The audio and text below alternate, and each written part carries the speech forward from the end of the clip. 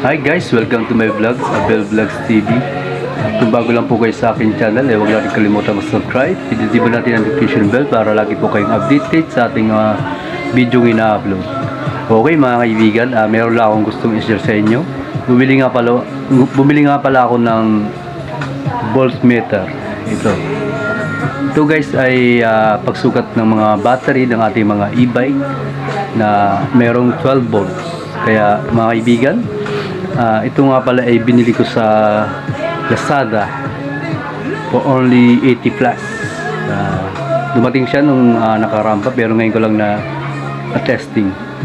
Actually, kaya ako bumili itong mga kaibigan ay para sukatin po ang voltahe ng bawat isang battery ng aking e-bike. Dahil sa napanood ko mga video kung paano ang mga dahilan kung bakit madaling malubat ang e-bike. Kaya tinest ko ang aking e-bike. Okay, let's go. Kung ano po ang mangyayari sa ating e-bike. Okay?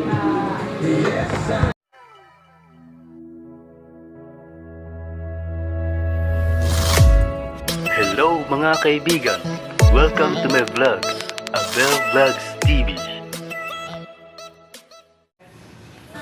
Ito nga pala mga kaibigan ang ating e-bike. Nakita nyo sa ating video.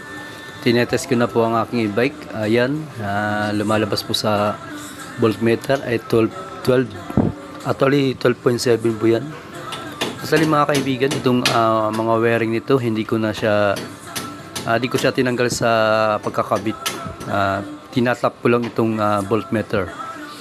Ayan, makikita nyo mga kaibigan, tinetest sa positive to negative. Ayan, itong pangalawang battery. Yan, makikita nyo po sa video, 12.7 po ang voltage ng battery ito. Ibig sabihin po ay pasado ito. Pag ganito daw po ang laman ng battery ay pasado ito. Dahil kailangan ay meron 12 volts ang isang battery. Ito mga kaibigan, tinetest ko ulit.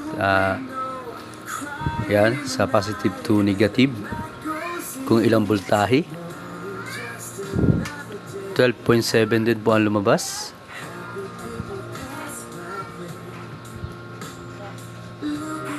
Makikita nyo sa video. Yan, kung kailang volta ito. Yan, 12.7 din po ito. So ayon sa voltmeter ay wala naman pong problema ang itong aking e-bike. So ganito naman po ang aking ginawa sa next video natin. Ang gagawin ko po ay tatanggalin ko ang isang wire.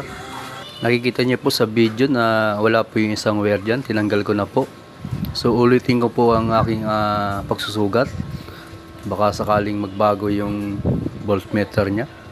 Positive to negative. Yan. Yan, hindi ko po masyadong matap. Yan, may lumalabas siya 12.7 sa kanyang voltmeter. Bali itong voltmeter na to ay binabasa niya yung kung ilang sukat ng battery. Yan, positive to negative. Yan, di na makita yung aking yan.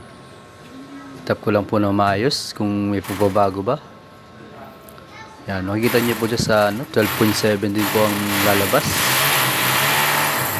Dito naman sa pangatlo.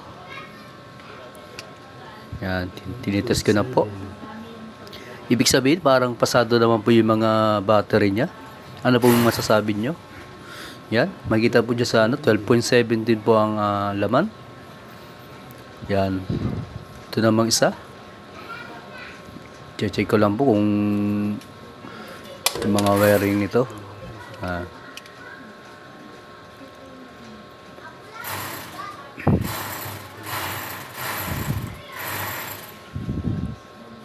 Yan, sukatin ko na po itong isang battery, hindi ko pa nasukat. Yan, wala po yung isang wire, tinanggal ko po. Ganon din po, 12.7. Ibig sabihin po, pasado pa itong battery ko. Kaya mga kaibigan, mag-comment lang po sa mga marunong dyan sa mga e-bike. Ay baki-comment lang po kung ano po ang mas maganda. Bakit kaya itong e-bike ko ay halos 4 hours mahigit po ang kanyang charging, pero dito po ay 12.7 po ang kanyang sukat. Okay, thank you guys.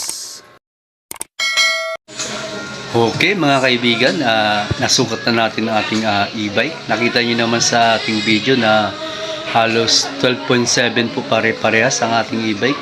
So nagtataka naman ako bakit mabilis siyang ma-full charge. Paki-comment lang po at kung ano po masasabi niyo po sa aking battery. Mag-comment lang po sa comment section at magbigay ng suggestion kung ano po ang aking gagawin mga kaibigan. Okay, thank you. Let's go mga kaibigan. Maraming salamat sa mga nanonood at sa manonood pa at magsasubscribe sa ating channel. Okay, maraming salamat sa mga sumusuporta. Let's go. Thank you guys.